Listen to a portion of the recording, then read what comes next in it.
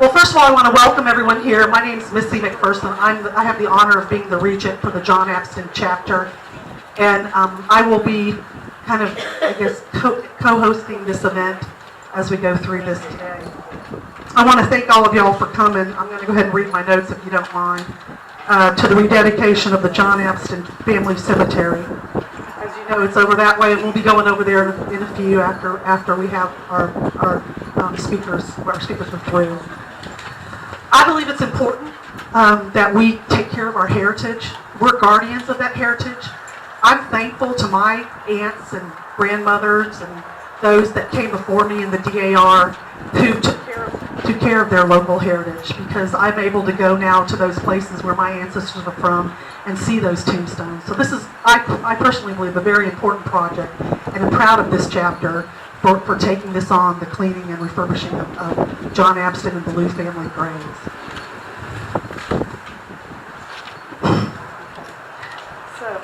So we have here today, I'm going to read off the list. Well, I don't know, it's so windy when I'm out here. That's right, I should praise God for all the wind, because it could be really hot. So we have Vicki Sampson, the Mayor Pro Tem of Lavon. I want to thank you for being here on Sunday afternoon to be with us.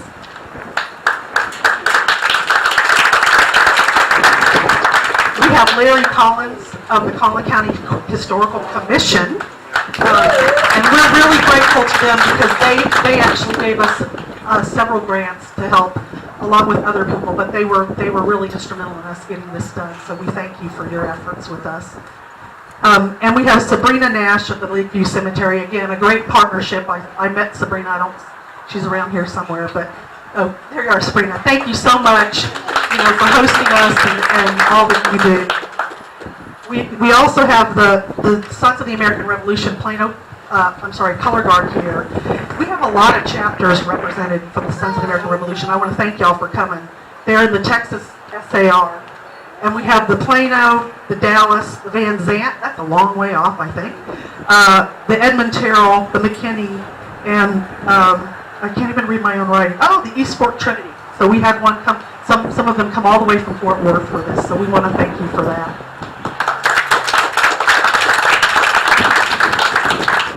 And lastly, I'd be remiss if I didn't thank my DAR sisters for coming today. We thank you. Some of you drove a long way. We have Pat Watson here from the Greater Dallas chapter. We have people here from John Greer, our sister chapter up here in Anna. We've got some people from the Dallas Area Regents Council. So those chapters represented are Rockwall, Old Chisholm, Greater Dallas, and John Greer, along with the John Abston chapter that are here. So thank y'all all for coming. And with that, we'll go ahead and post the colors. Color Guard. Oh, wait. Mark.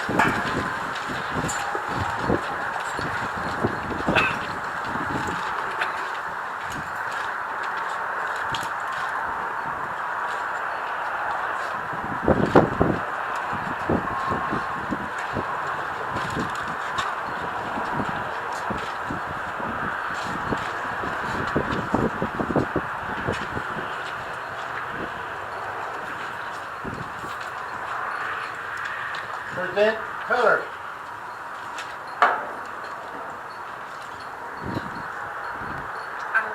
And if you'll join us, we're going to go ahead and do the Pledge of Allegiance.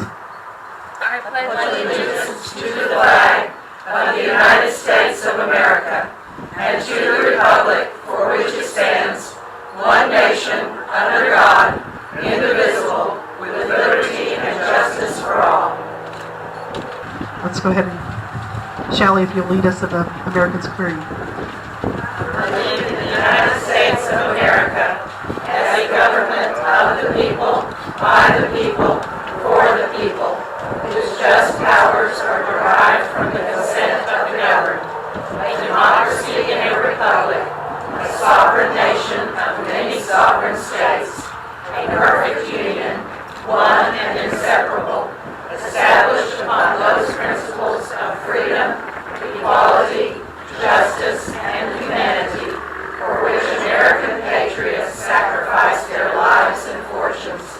I therefore believe it is my duty to my country to love it, to support its Constitution, to obey its laws, to respect its flag, and to defend it against all enemies. Texas flag. Honor pledge allegiance to thee, Texas, one state, under God, one and indivisible.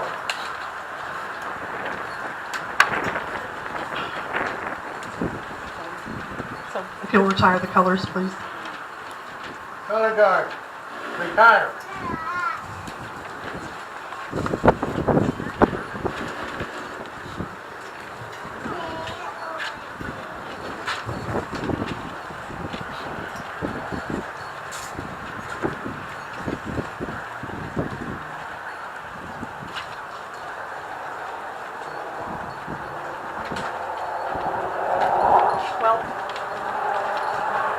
I think I'm back. Okay. So I've already introduced most of the special guests. Y'all be seated. Hello, everybody. First of all, let me go ahead and introduce some of the Collin County Historical Commissions here. Mary Ann Wells, right here. Paula Ross, Jan Thatcher. Also, we have a Collin County Historical Commission's Emeritus, Carol Lowe, back over there. So, we're always glad to have them. First of all, like I said, we were very happy to be able to make money available for the grant program for John Abston Cemetery. Done a great job. Got to see the cemetery on Saturday. Also, like to have this happen. If you see any of our county commissioners, be sure to thank them, because they're the ones that makes the funding possible where we can give out grant money. So that's very important. And let me just share this with you briefly about the grant program. I plan to talk at least 30 minutes, but I don't think you want to hear all that. But I'm only going to concentrate on cemeteries. And here's where we are. Since 2009, the Collin County Historical Commission has issued 104 grants for $235,250. This is now the 10th year of the grant program. We're one of the few county historical groups in the state of Texas that offers anything like this. Very good. Next is I want to share with you about cemetery associations. 15 cemetery associations or historical societies have received grants for new fencing, repairing, leveling, resetting, cleaning, and restoring of markers, aluminum plaques for unreadable markers, establishment of a scatter garden, a cemetery restoration workshop, creation of walkways, and the printing of cemetery books. So this is where a lot of the money has gone to help cemetery associations.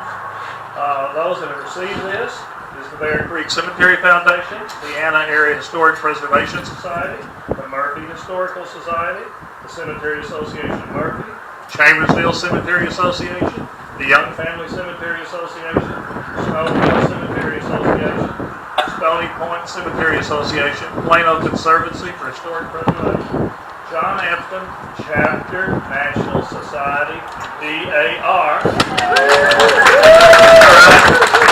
Also the Corinth Presbyterian Church, the Rowlett Creek Cemetery Association, Old Plano Cemetery Association, Elm Creek Historical Cemetery Association. By the way, they didn't win, they only got one grant. Some of these come back and get some other grants. And that's what's nice about this, is we do not have great sums of money to work with, but sometimes you get a grant one year, then you come back another year and keep working on the project. So it's a beautiful day, and John Abston, I'm sure he would love to be here today with you too. And by the way, I want to thank you for the marker that you put by his marker showing the Collin County Historical Commission made the contribution. That's a very nice touch. So thank you, and I urge you all to read up on the Battle of King Mountain. Thank you. Thank you so much, man. Appreciate it. We appreciate y'all. We also have here today, as I stated, Sabrina Nash from the cemetery. Would you like to say a few words? Well, I know I have an outside voice too. But, well, we just want to say what an honor it is to be a part of this, and we just feel honored that y'all chose this. I know this is the John Abston group, but it's just so awesome what y'all have done, and we're so proud of it, and we love to show it off daily to our families, and we just can't thank y'all enough. All the men and women that we have worked with have just been so delightful to work. And I think y'all may notice that last week they moved the historical sign over to the circle here, so it's easier for everyone to see, and we're just so proud to have that. We've already had a lot of wonderful comments on that, so we're just proud of how it looks, and can't thank y'all enough for choosing Lakeview, and we thank y'all again. So thank you. Thank you, Sabrina. And as I stated earlier, we have Vicki Sampson, the Mayor Pro Tem Lavon. Would you like to come up and read your proclamation? We're so honored to have you here today.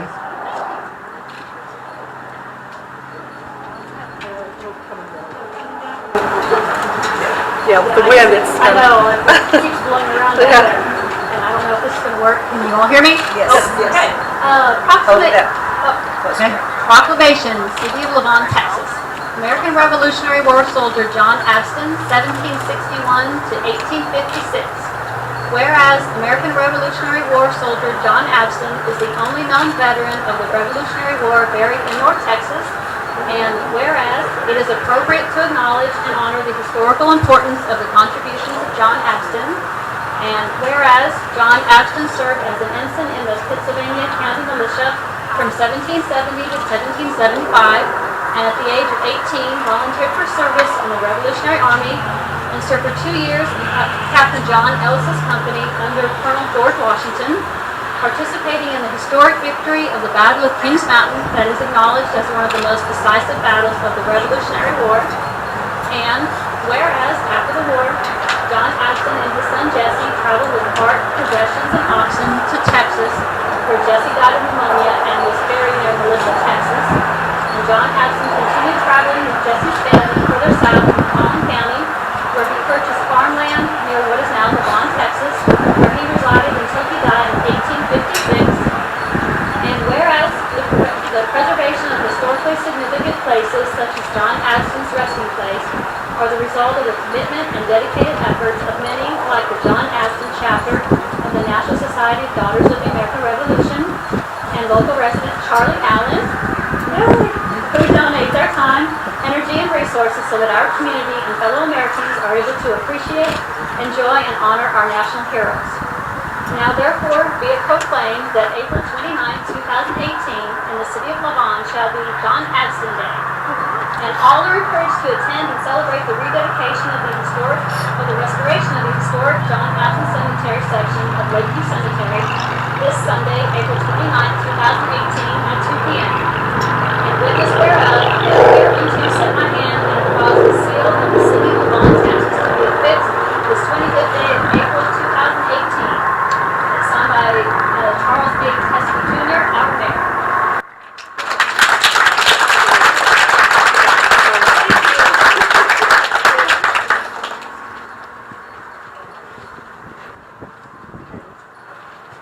Okay, well, exciting day.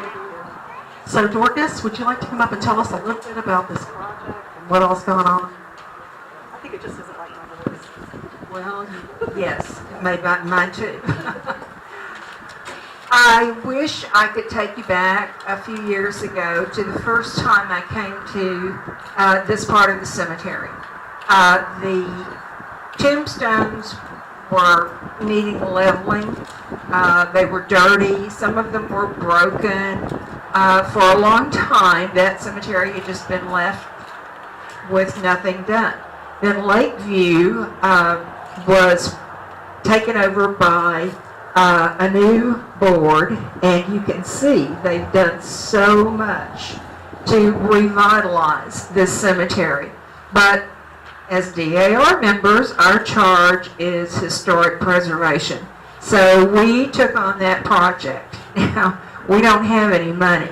And Larry said they don't have great sums of money, but I have to tell you, it looked like a lot of money to us. And we were so thrilled to get those grants. One of our members, Tina Humphreys, where are you? Oh, she's right there, retired from Chevron. And Tina did so many volunteer hours and would turn those in to Chevron and make donations, and they would do matching funds, and we got some sizable grants from Chevron as well.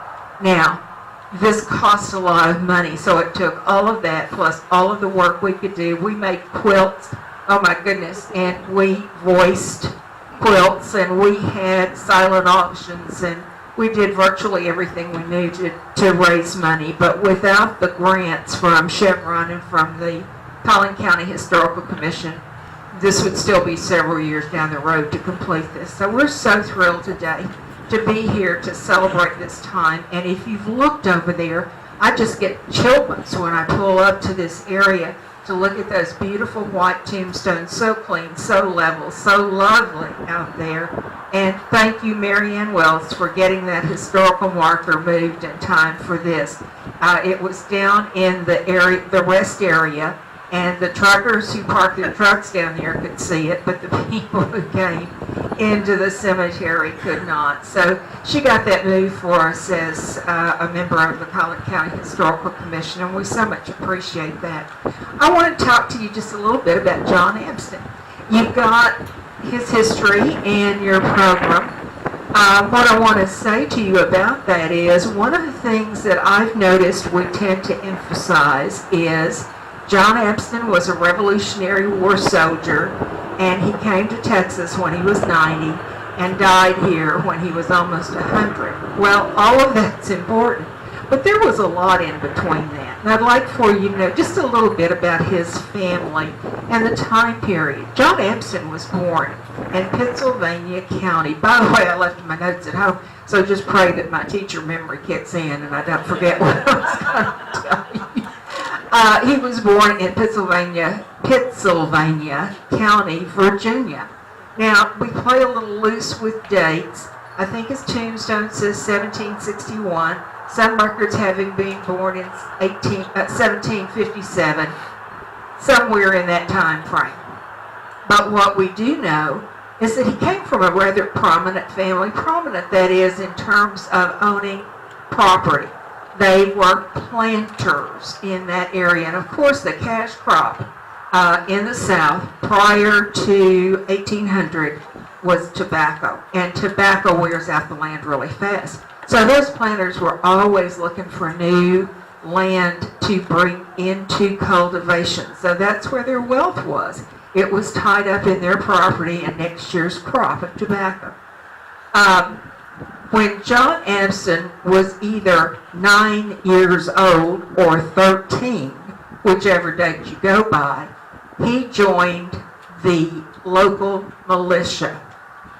That makes me think he might have been 13, but it's not out of the question. He might have been 9 at the time, 1770, and he joined the local militia. At that age, a boy would have been expected to take up that responsibility because that's a frontier area, and they needed to help defend their home. Yes, they were on the frontier. That part of Pennsylvania, the Staunton River runs through it. And unless you've been to Pennsylvania, you may not know the Staunton River is part of the Roanoke River, which you probably have seen or heard of. And that part of the river actually is over close to the foothills of the Appalachian Mountains. Those mountains were pretty formidable. In some places they're 100 miles wide and peaks up to 5,000 feet. So they sort of acted as a natural barrier to westward expansion. That and the fact that there are Indians out there. But those Southerners wanted to keep moving over to that land. They needed that land. We know that John Abston was part of that militia. I'm fading out. Was part of that militia until the American Revolutionary War began. Part of the reason the Abstons may have been supportive of the American Revolution was because the British government was limiting westward expansion, or trying to limit westward expansion. So that wouldn't have gone down well with them. At any rate, his father, who was a captain of the militia, continued in the militia, and John Abston joined the Continental Army. So he was still a young man. He was probably 18 to 21 at that time. He was a young man, and all we know is the stories we have about his participation in the war. We know he survived. We know that after the war he married and had 3 sons and started taking care of his land in Virginia. But as I said, there was always that westward impetus. People always needed more land. And by 1820, Missouri became a state in the Union. The National Road was open, so there was access across the mountains, through the mountains, to some new lands in Kentucky and Missouri. So John Abston, whose wife had died and left him with 3 small children, his older children were grown by that time, but his older son stayed in Virginia. The other 2 packed up with their dad and moved to Kentucky and then to Missouri. Now think about that for a minute. At that time, in the 1830s, 1840s, John Abston was not a young man. He's getting some years. I have a hard time planning a trip across town these days. But just to think about getting in the kind of transportation they had, packing up everything and moving to someplace I really didn't know, to situations I really didn't know. I can't even imagine doing that. But I have to applaud the bravery and the courage of those people who did it. By the 1850 time period, things had changed again. Texas had become a state in 1845. In 1848, the war with Mexico settled the southern boundary of Texas, and in 1850, the Compromise of 1850 settled the boundary between Texas and New Mexico. It was 700 miles from Jackson County, Missouri, to Texas. But they did it. John Abston, in 1850, was nearing 90 years old. One of his sons stayed in Missouri with his family. The other son, Jesse, which you heard a while ago, came with his wife and family. They bought their property. They moved to Texas. Now, to get here, they had to go through Kansas. In the 1850s, Kansas was called Bleeding Kansas because it was a battleground between the anti and pro-slavery forces. So to even go through Kansas was in itself a difficult task. Well, get past Kansas, and then you've got to go through Oklahoma. You know where Oklahoma is. That's where they moved all the Indians from the eastern seaboard. And they are not happy about being in Oklahoma.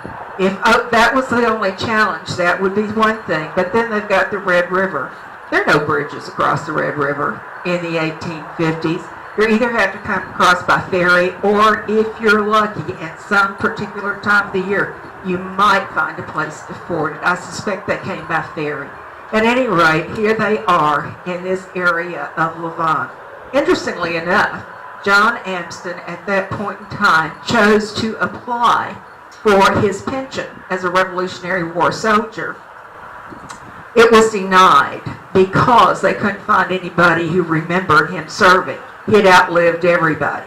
So it was not until records became available that he was acknowledged for his service. So despite all of the things that we don't know about John Abston and his family, I think the things we do know give us reason to celebrate him as an American hero. He exemplified those qualities of courage, perseverance, and determination and commitment that we want our American heroes to have. So thank you for being here today to help us rededicate this beautiful historic part of the cemetery. This is just a special love for John Abston chapter, and we're just delighted to have you here and have that work done. Thank you.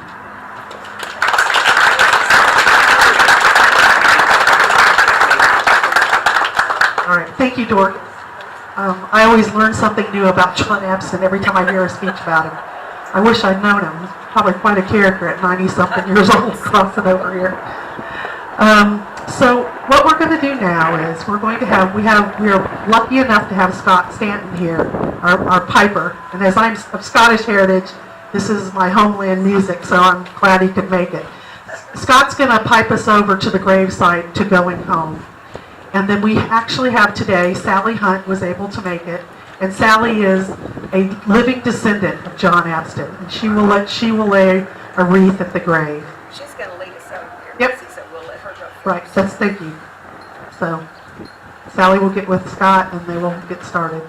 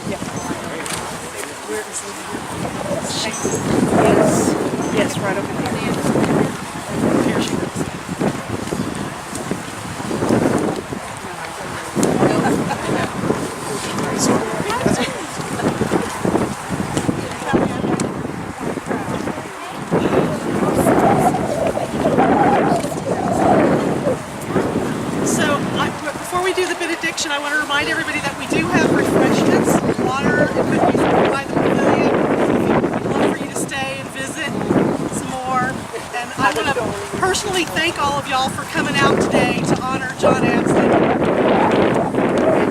and his descendants. We're so blessed to have a living descendant of John Abston here with us today. It's like he's here.